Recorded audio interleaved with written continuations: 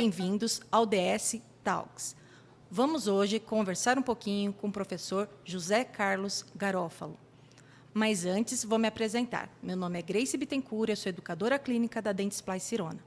O assunto de hoje é odontologia estética. Gostaria de saber um pouco mais sobre como foi o seu rumo dentro da profissão, dentro da odontologia estética. Professor, conte um pouco. Bom, para mim é um prazer enorme estar aqui, né, no DS Talks. Obrigado pelo convite, é um privilégio estar aqui. Eu tenho 37 anos de formado, né? Desses 37 anos de formado, praticamente, vamos dizer, 30, eu posso dizer que eu estive dentro dessa odontologia que a gente chama hoje de odontologia estética restauradora. Eu me formei em 87 e em 91 fui fazer minha especialização. E, logicamente, naquela época, a gente não falava ainda em odontologia estética. Falava, assim, em dentística, a ponto de, quando fazia uma especialização em dentística, as pessoas falavam assim, mas, Garófalo, dentística todo mundo faz, né? Dentística não é uma especialidade. Especialidade é endo, prótese, pério, né? Estava começando a se falar de implante, mas eu acho que eu tive vamos dizer, a sorte, vamos dizer assim, né, de estar no lugar certo, na hora certa, com as pessoas certas. Eu estava fazendo minha especialização dentro da PCD, dentro da escola de aperfeiçoamento profissional da PCD, e cujo diretor era o professor Mário Sérgio Limberti, e que foi uma das primeiras pessoas a falar em odontologia estética. Tanto que ele criou o Congresso de Estética da PCD. E eu tive o privilégio de ser orientado, de ser aluno do professor Glauco Fioranelli Vieira, que era um professor de muita vanguarda, um professor oriundo da dentística da USP, onde depois fui fazer meu mestrado. Ele trabalhava já com restaurações cerâmicas puras, com restaurações adesivas. Então, eu acho que eu estive no momento certo quando estava começando esse movimento de odontologia estética. E, logicamente, quando a coisa começou a tomar força, começou a tomar um volume maior e virou quase que uma especialidade, eu já estava há muito tempo já tendo capacidade e condições de poder entender algumas limitações, entender indicações. Então, ao longo desses anos todos, coordenando cursos, eu ainda atendo no meu consultório metade do meu tempo de trabalho útil, né? Então, metade eu dou aula, outra metade eu estou no meu consultório. Eu acho que eu pude conhecer desde o começo dos conceitos e dos materiais e das técnicas e ir vendo a evolução até chegar na odontologia estética que a gente pratica hoje. E o mercado odontológico estético? A gente sabe de uma série de mudanças do mercado, mas, obviamente, ele veio rumando para essa parte estética, principalmente em relação a restaurações anteriores, e todo esse boom do mercado. Eu sei que você é um dos que mais trabalhou com isso no mercado, né? E, por isso, até de te chamar para essa conversa hoje. Bom, na verdade, a gente tem que entender que é uma mudança de conceito muito grande da própria percepção da odontologia. A odontologia, antes de ser uma odontologia voltada para procedimentos estéticos, era uma odontologia que eu costumo dizer que era uma odontologia de necessidade. Eu ia ao dentista porque eu tinha dor, porque eu tinha uma impacção, porque eu fraturei um dente, porque eu tinha algum problema funcional ou algum desconforto. Hoje a gente vai no dentista também por um desejo, não só necessidade. Eu quero ter um sorriso mais branco, eu quero ter um sorriso mais bonito, eu quero dentes que se enquadrem a um perfil estético vigente. Logicamente, isso abre um leque de possibilidades para um mercado que realmente pode oferecer soluções restauradoras mais invasivas, menos invasivas, com resinas, com cerâmicas, que atendam essas necessidades estéticas. Contudo, existe também um problema, né, Grace? Que é o problema de você gerar uma demanda de mercado de pacientes que desconhecem limitações e consequências, vão em busca dessa odontologia restauradora e acabam se deparando, às vezes, com profissionais que não têm o discernimento científico e ético de entender que, mesmo tendo bons materiais à sua disposição, técnicas restauradoras adequadas, nem todo tratamento é para todo mundo. Não é porque eu quero ter um dente mais bonito, um procedimento XY, que eu posso receber isso sem consequências futuras para a minha dentição. Então, nós vivemos hoje, sim, um mercado de muitas possibilidades, mas um mercado que merece também um pouco da nossa atenção quanto ao que a gente deveria estar fazendo e aquilo que a gente não deveria estar fazendo para pacientes que, às vezes, não têm indicação para esses procedimentos. Eu acho que mais importante até do que a gente entender o que fazer, e a gente sabe hoje o que fazer e bem fazer, é a gente entender para quem fazer, por que fazer e, principalmente, quando não fazer. E desafios que a gente tem de adesão, desafios que a gente tem de qual material utilizar, desafios também até de duração desses materiais em boca? Bom, em primeiro lugar, você citou alguns fatores muito importantes. Quando você fala duração do material em boca, a gente tem que imaginar que o nosso material restaurador, a resina composta, por exemplo, ele é um material que não só ele é operador dependente, ou seja, uma resina fantástica, maravilhosamente bem qualificada nos estudos científicos, nos estudos clínicos, nos estudos laboratoriais, na mão de um profissional que não está capacitado para inserir bem, polimerizar bem, polir bem, ela vai falhar. Né? Então, a resina depende de um bom operador. Então, esses desafios que você citou de adesão, desafio de longevidade, eles primeiro começam a estar na mão de uma técnica perfeita, de uma técnica bem conhecida. É fundamental que o dentista hoje, que se propõe a fazer uma restauração de qualidade, ele tenha um conhecimento da histologia dental, né, da biologia da boca, do dente, ele tem que ter um conhecimento da parte funcional, ele tem que ter um conhecimento da química dos materiais, da física de polimerização, para ele poder otimizar o resultado desses trabalhos. Sem isso, ele vai praticamente ficar restrito a receitinhas de bolo que não funcionam para todo mundo. Né? Então, o profissional precisa ter esse conhecimento técnico, científico, biológico, químico, esse conhecimento de materiais para poder individualizar indicações e execuções. Por outro lado, essa longevidade também não depende só do dentista, depende do paciente, do que ele se alimenta, como que ele higieniza, pH bucal, condições de frequência para fazer acompanhamentos e revisões dessas restaurações. Então, tudo isso também pode comprometer uma maior ou menor durabilidade de uma restauração. E o profissional, cabe a ele identificar nas primeiras consultas, na anamnese, o perfil desse paciente, até para entender se este paciente é um paciente indicado para aquele procedimento ou se para aquele paciente, pelo perfil que ele tem, outro procedimento, às vezes um pouco mais durável, mais resistente, menos sujeito a essa variação de operador dependente, usuário dependente, possa receber. Né? Então, eu acho que, resumindo, a gente vive hoje um momento muito favorável no que diz respeito a técnicas e materiais.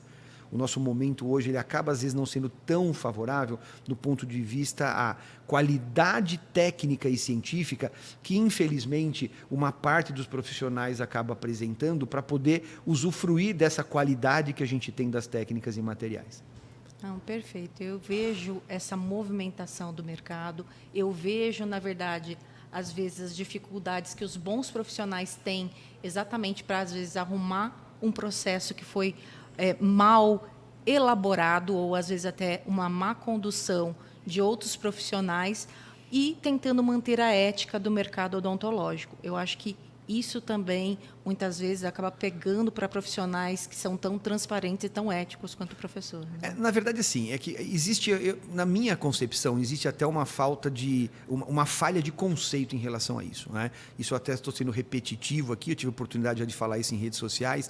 Quando a gente fala em ética, a gente pensa assim, a ética é eu não falar mal da minha profissão, não falar mal de um procedimento, não falar mal... Na verdade, ética, né, é a gente poder, a gente poder preservar vamos dizer assim, a honra. Não é só o elo mais fraco, mas é a gente também poder preservar a reputação da nossa especialização.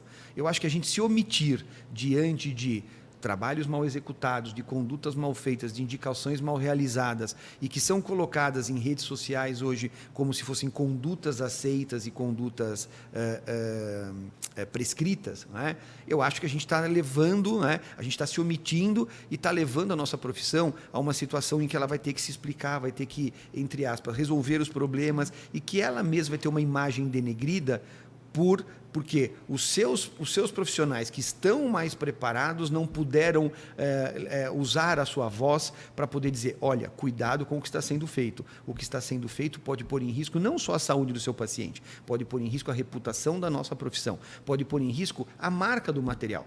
Porque muitas vezes o profissional que ele erra e o paciente está insatisfeito, ele não vai falar, eu fiz um procedimento equivocado. Ele vai falar, esse material não presta. E muitas vezes o material não tem nada a ver com isso. Né? A gente está falando, obviamente, de produtos, de qualidade, de tecnologia. E o que a gente tem hoje no mercado, né, independente da marca A ou B, tudo que a gente tem hoje de boas marcas, marcas pesquisadas, marcas chanceladas, marcas que a gente tem vamos dizer, um pedigree, né? São produtos que possibilitam se fazer restaurações de muita qualidade, desde que com a técnica correta e com a indicação correta. Quando esses produtos falham muitas vezes, às vezes não está falhando por uma limitação do produto, está falhando por uma limitação de indicação, de cuidado, de confecção. Mas quem que leva a culpa, né? Às vezes é a marca, porque não existe, obviamente, uma rede, né, de pessoas que possam se manifestar e dizer, espera um pouquinho, vamos tomar cuidado com aquilo que está se fazendo e para quem se está fazendo. Perfeito. E falando um pouquinho agora, já que a gente está falando de materiais, entrando um pouquinho nessa área de materiais, qual é a relação da Dentsply hoje dentro do teu cotidiano, obviamente, da odontologia que vocês fazem dentro do teu espaço e dentro da onde você leciona também, professor? Bom, dentro do mercado odontológico, não é de hoje que a Dentsply é uma gigante. Né? É uma gigante e sempre teve no seu portfólio produtos de muita qualidade. Né? A gente aqui no Brasil, durante muitos anos, isso não ocorre agora, mas isso ocorreu muitos anos, havia uma defasagem até aquilo do que a Dentsply tinha fora do Brasil e trazia para a gente aqui, né, em termos de tempo. Hoje isso já não existe. E a gente tem, eu vejo hoje a Dentsply, por exemplo, a Dentsply Sirona, como uma empresa que ela atua definitivamente dentro dos mais altos níveis daquilo que a gente pode apresentar para o nosso cliente ou para o nosso aluno, tanto no que diz respeito à restauração direta como indireta. Particularmente no nosso assunto aqui, que são restaurações diretas, hoje a Dentsply consegue prover para o nosso aluno, prover para o nosso mercado resinas que têm um custo-benefício muito bom, né? E que conseguem entregar aquilo que a gente quer, que é diversidade estética, boa manipulação, um ótimo polimento e boa longevidade. Eu acho que é fundamental que a gente tenha a percepção por parte do dentista de que o material que ele escolhe para trabalhar vai atender às suas necessidades ou o seu gosto pessoal com um material restaurador. Eu acho que a gente falando hoje na marca Dentsply, naquilo que a gente tem no mercado hoje com um material restaurador, ela cumpre todos esses quesitos, no que diz respeito à manipulação, polimento, opacidade, translucidez, né? E entregar um produto principalmente de custo-benefício, que a gente possa atender a todos os níveis socioeconômicos do dentista de uma forma muito, muito, muito, muito favorável, muito positiva. E indo também a esse encontro de tudo que a gente está falando, o que hoje o senhor gostaria de deixar de mensagem, deixar de palavra para aqueles que estão começando nessa parte da odontologia estética, né, e que às vezes se deparam com um número cada vez maior de profissionais, obviamente, de instituições de ensino também, e um portfólio gigantesco de materiais também no mercado? Qual a mensagem que o senhor poderia passar para essas pessoas? Bom, eu acho que a palavra fundamental hoje para quem está começando, né, na odontologia é calma. Né? Infelizmente, hoje, nós vivemos um momento onde o imediatismo está presente, né, dentro do processo de formação, dentro da ansiedade do profissional. E, infelizmente, em odontologia, a gente não tem como lidar com esse imediatismo, principalmente no que diz respeito à avaliação daquilo que a gente mesmo faz e vai retornar na boca do nosso paciente. Se vende muito hoje a ideia de que você, em 2 anos, em 3 anos, em 4 anos, possa ser um profissional de sucesso, um profissional bem-sucedido financeiramente. E isso até pode acontecer. Mas isso não é a realidade.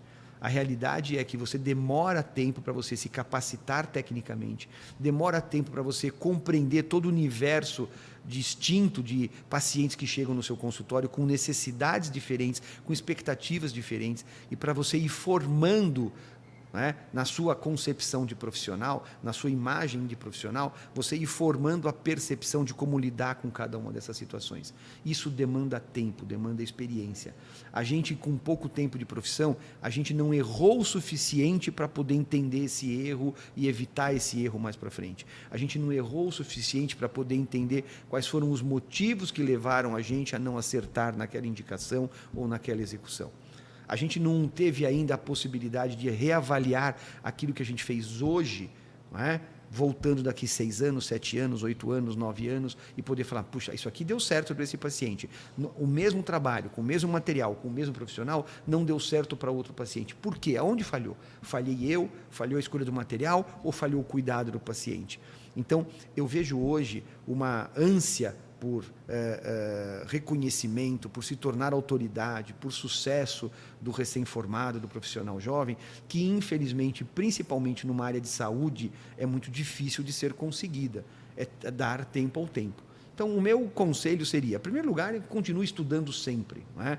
Mas estude a ponto de, não estudar a ponto de, vou aprender uma receita de bolo, vou repetir incansavelmente até fazer bem. Isso é válido, mas estude a ponto de criar um raciocínio crítico, para poder entender por que a resina de hoje é melhor que a de ontem, por que a que vier amanhã, de repente, pode não ser tão boa quanto a de hoje, mesmo que ela tenha um apelo mercadológico diferente, ou o fabricante fala que ela tem a mágica de transformar seus dentes em, sei lá, naquilo que você deseja. Então, eu acho que precisa ter esse raciocínio, precisa ter esse conhecimento, essa capacidade crítica de análise. E isso só se faz estando ao lado, estando perto, tendo mentores que possam te orientar a entender isso. Então, eu sempre brinco, né? Eu sempre falo, né? Escolha bem os seus ídolos. Não é? Vá atrás de quem possa lhe trazer informação capacitada. Não é? Tem aquela coisa super antiga, né? Não dá o peixe, ensina a pescar. Mas isso é válido para sempre. Não é? A gente precisa entender, o dentista precisa entender que ele lida com situações muito diversas na sua rotina, muito diversas, e que não é uma receitinha de bolo que vai funcionar para todo mundo, não é um material que vai funcionar para todo mundo. Ele precisa criar essa capacidade crítica para poder realmente adequar procedimentos, adequar técnicas a cada uma das situações que ele vai viver todos os dias da sua vida clínica. Eu queria muito agradecer a contribuição do professor para odontologia estética, para a empresa Dentsply Sirona, e que a gente precise de mais garófalos, né? Mais pessoas transparentes que coloquem tudo o que pensam de uma maneira ética e correta. Eu já fui aluna do senhor, tenho um orgulho gigantesco de ter passado pelo docente garófalo, né? Mas tenho um orgulho gigantesco também de hoje tê-lo como speaker da Dentsply Sirona. Agradeço, viu? Eu que agradeço a oportunidade e agradeço muito, né, a possibilidade que eu tenho hoje de poder dar voz a essas ideias. Eu acho que, logicamente, que a gente acaba sendo criticado, a gente acaba sendo, às vezes, cobrado. Você não tem que se preocupar com isso, você não tem que falar isso, não é problema seu. Eu falo assim, é lógico que é problema meu. Se a minha profissão vai ser mal falada, se a minha profissão vai ser denegrida, se ela vai ser motivo de chacota, como a gente já vê, em função das barbaridades que se faz hoje, vamos dizer assim, balizado pela odontologia estética, porque o paciente quer, porque se eu não fizer, outro vai fazer. A gente precisa realmente dar essa contribuição. E agradeço demais o convite, a oportunidade de poder me manifestar mais uma vez. Para mim é um orgulho muito grande poder trabalhar com empresas que confiam no meu trabalho, empresas que eu sei que fazem um trabalho muito bom, que nos ouvem e que dão chance da gente poder trabalhar para uma odontologia melhor. Muito obrigado pela oportunidade. Obrigada, professor. Eu que agradeço.